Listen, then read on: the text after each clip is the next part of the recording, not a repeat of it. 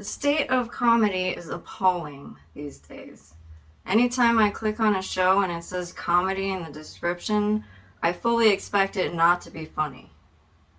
I watched a show called Good Trouble, and there's a female comedian character whose storyline in the show always includes other people validating and affirming and nauseatingly reassuring her that she's funny.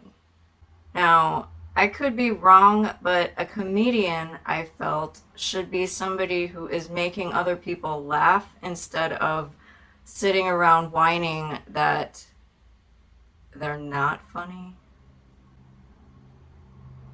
There's a disconnect there somewhere.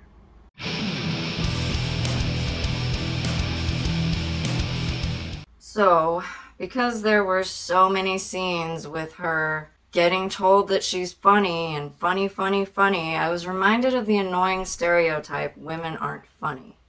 Now, I'm not annoyed at this stereotype because I don't agree with it, but because I'm annoyed at people being offended over such stupid, petty bullshit. If you want to be funny and you're not, then just try harder to figure out what humor actually is and then proceed.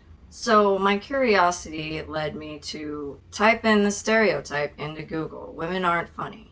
I found out that other than it being something feminists rally around and get mad about, it's actually been around since 1695, which I was unaware of. I thought it was just a fancy-fangled new 20th century thing that women whine about because women are so oppressed that they have to sit around and find the pettiest, dumbest, stupidest shit to whine about because they're so oppressed?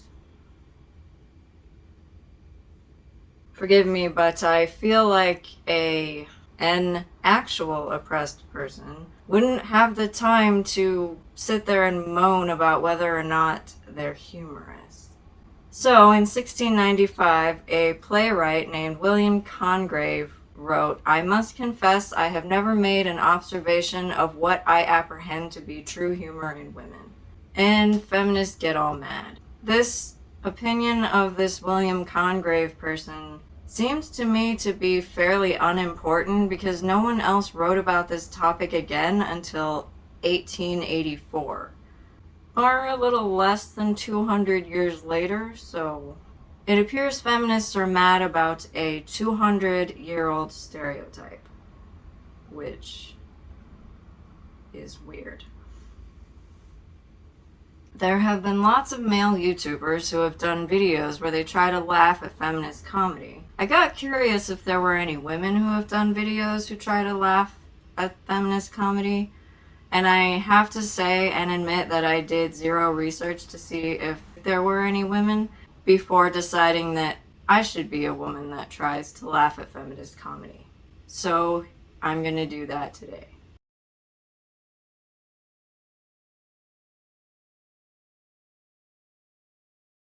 I've been feeling for years already that comedy has become increasingly bland, boring, and political, as I mentioned in the beginning of the video. The news is actually more comedic these days because they do things to such absurdity that I can't do anything but laugh at them, or I would be crying in a corner at the abysmal state of the world. I decided to Google the top 10 feminist comedians and just click on the first result. So I landed upon this site named papermag.com. These are not what I would consider famous feminist comedians because I had never heard of any of them, although that doesn't really say much. But basically they're not the feminist comedians that people associate big names with, so like Amy Schumer or Chelsea Handler. I decided there's been enough people that have not been able to laugh at those two women that I decided maybe there's some feminist comedy that people just haven't heard of that is funny. So here's my research. So, top 10 comedians. So the website had the names, the pictures, a little blurb, a bio, and like a link to some sketch that they did. So I decided to click on the first one. And When I clicked the first link, the video was private, so that didn't give me much hope. So, because it might have meant that she did so bad that she decided to take her video off the internet and stop killing people's ears with it. So, I mean, that was nice of her. She may be a nice feminist, which is a rare occurrence.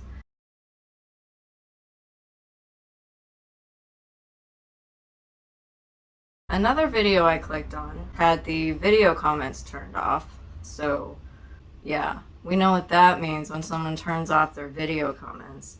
So I wasn't expecting much, but the video did actually work. So, let's watch Carmen Esposito with the greatest period joke of all time. I'm a little older than I look. I'm a lesbian, so I'm gonna look like a 15-year-old boy forever.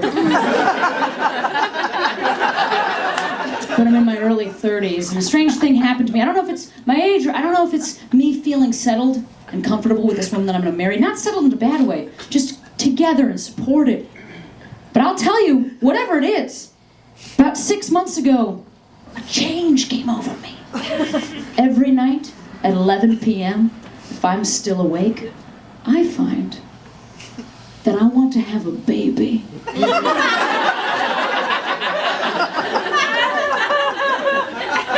And I get that you might think, well, sure, you got the equipment. No! This is new shit! I mean, they don't even make maternity vests, so what would I wear? I never thought I would have a baby. I never thought I would grow a baby. I thought I'd parent kids, but I thought I'd like Byer steal kids. Like, I thought that's how I'd get it. I never thought I'd grow them in my body. I mean, when babies are born, they have head hair on their head. They have fingernails and teeth and their gums. So that means before they were born, that mom had head hair inside of her body. And if you're okay with that, who are you? Like, whenever I imagine childbirth, I just imagine a baby sticks like just one little arm out of my vagina and then just unzips me.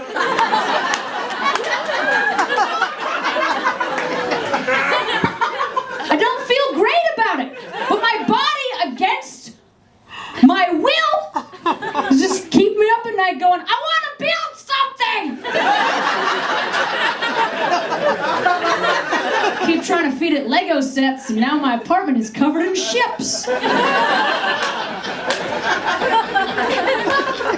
There's got to be some straight people out there tonight. If there's any straight people, I want you to know I'm an advocate. Actually, that's really more my symbol than yours. No.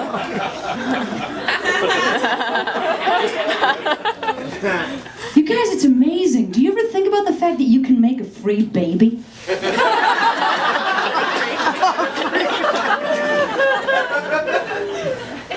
Because mine's gonna cost me something. I'm gonna have to order in. You guys, your genitals fit together. I mean, just to bring it back to Legos, you know, like, just...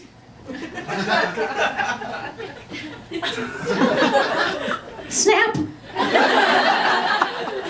Isn't that amazing? You can have pleasure at the same time. Genitals snapping again. Admittedly, I might not understand heterosexual sex. There's a chance snap is the worst noise you could hear. Okay, so she's trying to be funny by saying that heterosexual genitals fit together like Lego pieces. So I found the joke, but to me it just sounds like she's a preteen in a sex ed class just finding out about penises for the first time. Like, I get that she's trying to be, like, pretend that she doesn't know what heterosexual genitals are because she's not heterosexual, but I don't think that that's really funny. I'll give her kudos for trying because that's not something that I've heard before. You know, because usually feminists whine about sexism and stuff like that. So I'll give her kudos for not whining about sexism.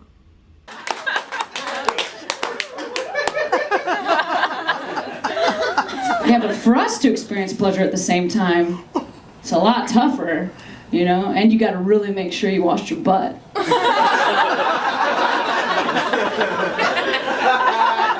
You guys get where the women are? Write it down, take it home, figure it out later.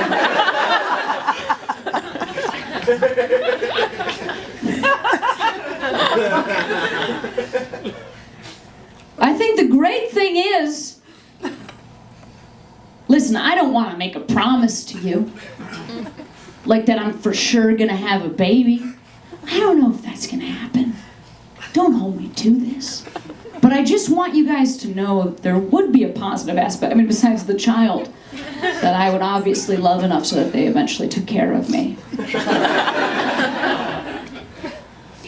No, I mean, there'd be an amazing side effect in that for once in my goddamn life, my period would not be completely fucking useless to me.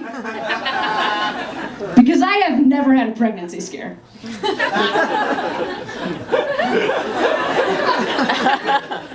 And yeah, I'm a female comic. And I'm standing up here and I just said the word period. Oh, how hack. Oh, how unnerving. Oh, how disgusting.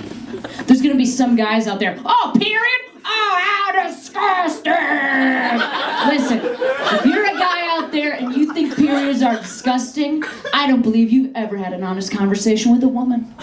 Because if you think periods are disgusting, you have no idea how disgusting periods actually are. You shouldn't even be able to say the word disgusting without a little vomit rising up into your throat. That's how disgusting periods are. I wake up in the night and I am bleeding out of my body. A crime scene. My body is bleeding out of my body. My body is smashing my body out of my body using my body. My body is wringing itself out like a hotel washcloth you might use again. Oh, and it doesn't come out in an easy, clean, and pourable substance. So clear. Chunks of my body are coming out of my body. Chunks of my body are being smashed out of my body by my body. Sometimes the chunks are so large, the only logical thing to do is to pick it up and hold it in your hand, just so you can marvel at it. It's the size of a strawberry. A non-organic, pesticide-ridden grocery store strawberry. Piece of my body. And this is not just happening to us at home, in our beds. This is happening to us on planes.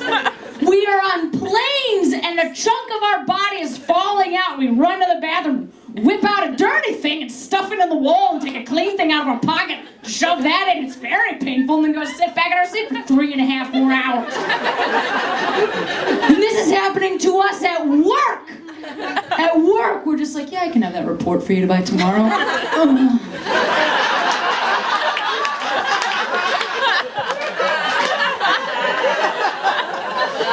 So if you think periods are disgusting, you can go fuck yourself. You have no idea the hell we're living in. However, she kind of fails when she does a go-to topic of periods. I feel like when women comics pick this topic, they're trying to outcompete each other for the level of description of how gross they can be about the period. And the more disgusting the description is, the more they think that they've won this like great period joke war of 2018 or whenever the hell this video was made.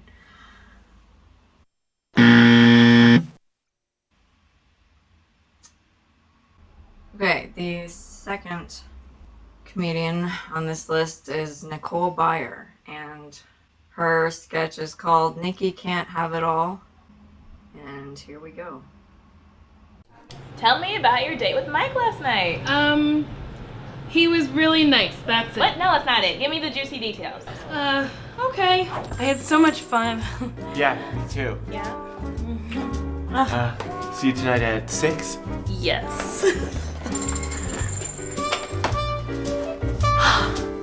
I just had sex. I fucked somebody.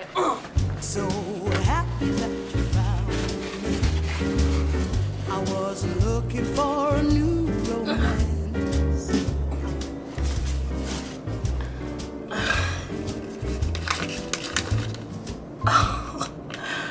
Yep, and that's the note he left in my vagina. Gross. The other go-to topic that I found feminists go to that's not sexism, besides going through periods, is talking about female genitalia. And they love to say the word as if the audience doesn't know that women have them. Like it's this brand new fancy fangled thing that we're supposed to be shocked that you said vagina. Like, if I didn't know this was a feminist comedian before she said that, I would have figured it out the second she said that. Because anytime I watch any show and they say vagina in any context other than like a medical one, that's my clue that a feminist was involved in it. And I don't really understand the obsession with saying the word, but but okay. Nick. I know, who does that? But the note was really sweet. I'll read it to you. Nikki, you put a smile on my face. Also, I'd love it if you bought orange juice so I can drink it in the morning. I like pulp a lot, but not as much as I like you. So if you could buy that before I sleep over again, that'd be great. That means he's thinking about spending more time with me. That's so Gross. gross. Thoughtful. Oh, gross. Nikki, you don't have to settle for a weirdo. He stuck a note in your vagina. I know. I need to make this less painful for myself, as if that's possible.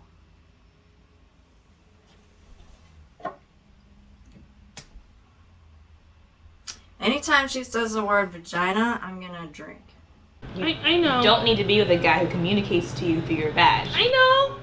I know. You should probably stop seeing him. Yeah. Where are you going? I'm gonna go buy some extra pulp orange juice. Those aren't your magazines. I know, but I want to read them. I didn't get a chance to.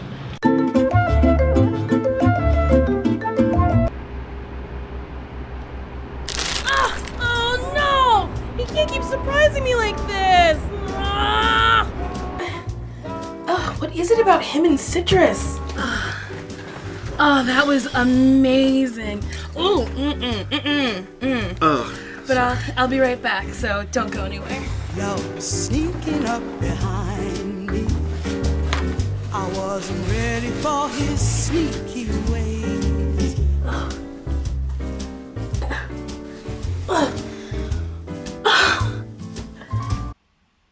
I don't know what she was going for here, but if my best guess is that she was going for absurdity. But it's too absurd. Like, it makes me question the guy. Like, why he can't manage to figure out the correct thing to put in her, which should be attached to his own body. So, at least there's no chance he'll get her pregnant because their children would be so dumb. Ugh, how do I not feel any of this?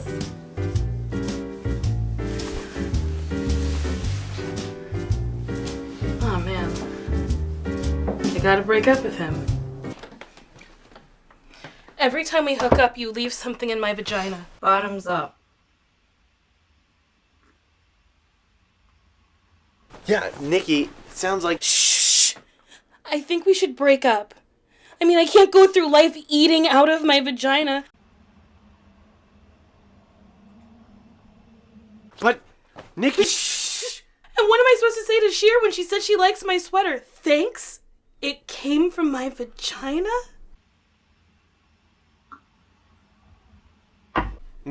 Nikki, listen. Shh! And what is the deal with the extra pulp orange juice? Just eat an orange. Shh. Because it's like a fruit milkshake without the blender or milk. You look inside your vagina.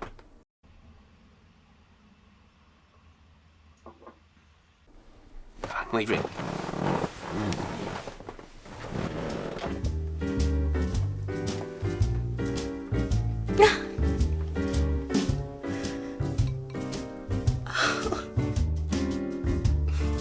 not even my birthday.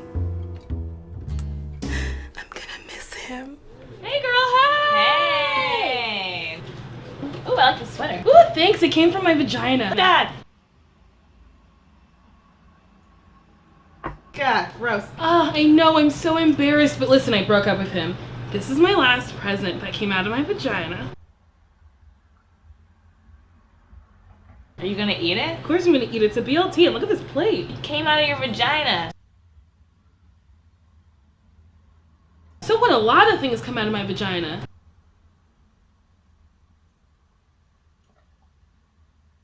Please don't eat that. I'm gonna eat it. Not in front of me. Well, what do you want me to do? Go eat it in the bathroom? Hi, I'm Nicole Byer. I'm Sashir Zameda. Thank you for watching Pursuit of Sexiness. If you want to see any other videos of ours, you can look down here and subscribe. Yeah, totally. Look down there and subscribe. And if you want to see us perform live, you can come to the UCB Theater in New York Or LA.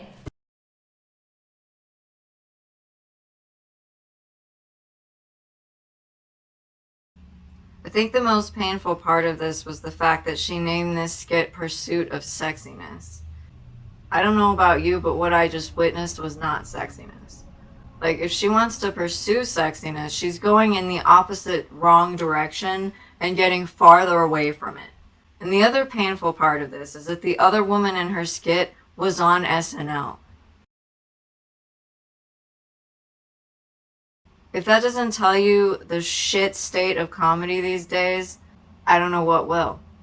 The level of acting in the skit made me feel like I was watching children in adult bodies try to impress me with their stick figure drawings. This was terrible. I'm very sorry for making you have suffered through this nonsense. Thanks for watching anyway. I appreciate it.